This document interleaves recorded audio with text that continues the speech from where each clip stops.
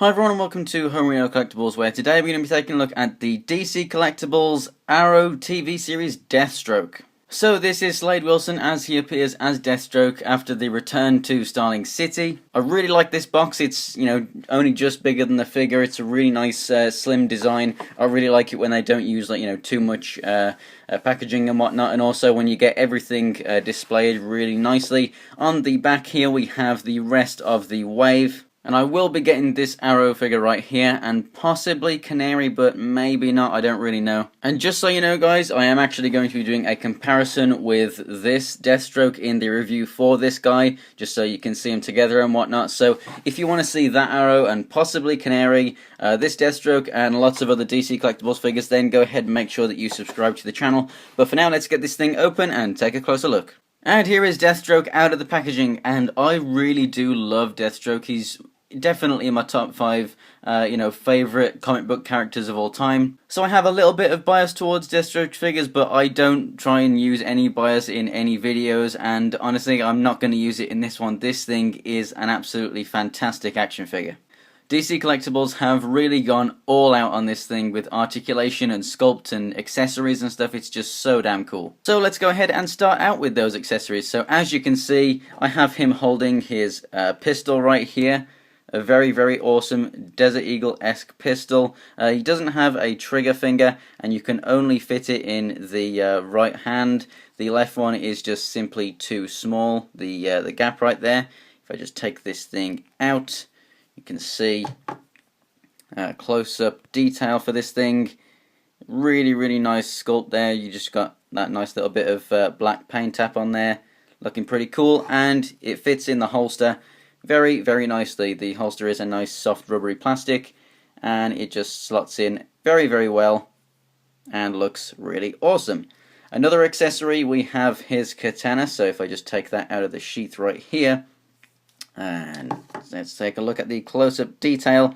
You can see it's done very, very nicely all along. It is very straight, or at least mine is anyway, so I'm happy with that. Again, it fits in the right hand. It does go into the left one, but it only goes so far because it kind of just narrows down inside there. So they're quite hard, the hands are as well, so unless you were to heat them up and open it up a little bit more, that's really as far in as that is going to go. And obviously you saw that it just fits into the sheath on his back. Very nice and snug.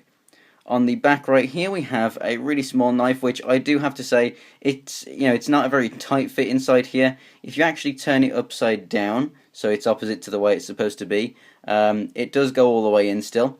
But when it reaches the end, it's just a bit more of a snug fit, but obviously it should go in that way. So just be careful with that, just so that you don't lose it. Obviously, this being so small, and just get you a bit of close-up detail there. It's just black with the silver paint. There's nothing too special with it.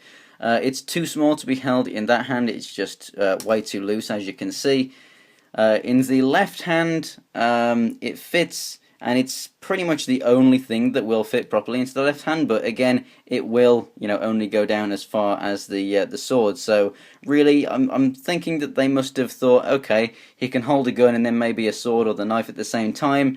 But in reality, they did not make the hand big enough at the bottom. Basically, it stops after those two fingers right there. So, if you really force it, you can get it in there, but I really don't want to.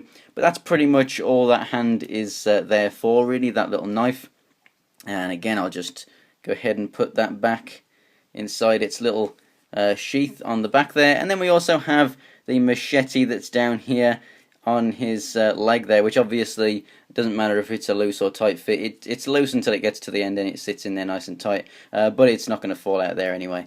This is a really nice machete. It's got a bit more detail, you can see on the grip there, and that does fit, again, perfectly into the right hand. So really, really nice accessories. I wouldn't have asked for anything else from this guy. Obviously some Deathstrokes, they're nice when they come with like an assault rifle or something, but for this TV version, I really like the accessories that we get. So now let's take a closer look, and here we have the head. As you can see, The line for the paint is done pretty well there. There's not too much of orange on the black or black on the orange or anything. It's for the most part a pretty clean line, which I like. The eye is done well, and the detail for all of the straps here and everything is just absolutely fantastic. We do get a nice kind of little, not really a glittery effect, but there is some silver in with that black, making that stand out a little bit more, which is really cool. I really like how down here on the chest you can actually see in those grenade shells right there, you can actually see the gold showing in between, just those little aspects of detail, which is really, really nice. Awesome blue metallic there. These straps, like the gold over the silver, it's done as like a kind of really thin paint, or a kind of like a wash. Which it's really, really nice. It's really striking. It's the kind of look that you would get if you just painted over metal without priming it, which is really cool. Over onto the shoulders here, you can see we've got some rounds on there. It's just looking really, really awesome all over here with this blue metallic again and the orange. Really, really like all of the sculpt work on this guy, with all of just the little attentions to detail and how we got all those creases all over the suit and everything, even on really small parts on the arms and even on the hands. I really do love how they've done these gloves and holsters with all the buttons and everything. It's just done so perfectly. I couldn't ask for anything more of this. We've got mixtures between a more of a kind of glossy black and then more of a matte black. Well, really more of a kind of satin, really. It's not too glossy there. But yeah, overall, really, really do love the paintwork for this guy. As for the articulation, the bandana is nice and soft and rubbery, so you can put it however you want, and obviously it means that the it doesn't swivel here, but it means that when you turn the head, it's not going to hinder any articulation, which is really, really nice. That's exactly the kind of material that I would want that bandana to be made out of, and it just looks really, really awesome. So that allows the head to be able to move left and right all the way. It wiggles left and right too, and then you get a little bit of up and down, which is nice. This entire piece of body armor here and these straps and whatnot, they're also soft pliable plastic, which allows the arms to move up just a touch like that, so that's not too bad, considering he's got that big shoulder armor on there, and they also go all the way around. We have a rotation at the elbow as well as a single jointed elbow, which goes to almost 90. The wrists also swivel and also go in and out on hinges, which is really nice. The diaphragm joint is also really, really nice. As you can see, the straps are molded a bit further in so that when you move it you can see more detail there, which is really nice. Now it does actually crunch a little bit. You can see there's a bit of wiggle there, but I don't want to force it anymore. I'm not sure if it is supposed to really have an ab crunch or not. So you can experiment with your figure if you wish, but I'm not going to try and break mine. Here on the side we have rubbery flexible straps there, which look like they're connected but they are not, which allows the legs to move out all that way, which is absolutely fantastic. It's a lot more like a DC Universe Classics figure where the legs can go all the way forward and back, which is really awesome for DC Collectibles. However, we don't get a thigh swivel or anything, which honestly would be nice, because we've got really awesome articulation in these legs. We have double jointed knees, which actually kind of looks like you're dislocating the leg there or something, but it's there, it works well. The feet can also move up and down, and we have a really awesome ankle pivot, so that's why it would be really nice if we could have some kind of a swivel or a rotation, at the boot or at the knee or thigh or anything really. But for the most part, that is absolutely fantastic for a DC Collectibles figure. So just coming back to this ab crunch, I've got it moving a little bit more now, but I think that is the maximum that you're going to be able to get. So it's a little bit more than it was wiggling before, but it's really nothing major. Deathstroke stands just about 7 inches tall, so he's the same size as standard DC Collectibles figures, such as this Starfire here, which I reviewed a little while ago.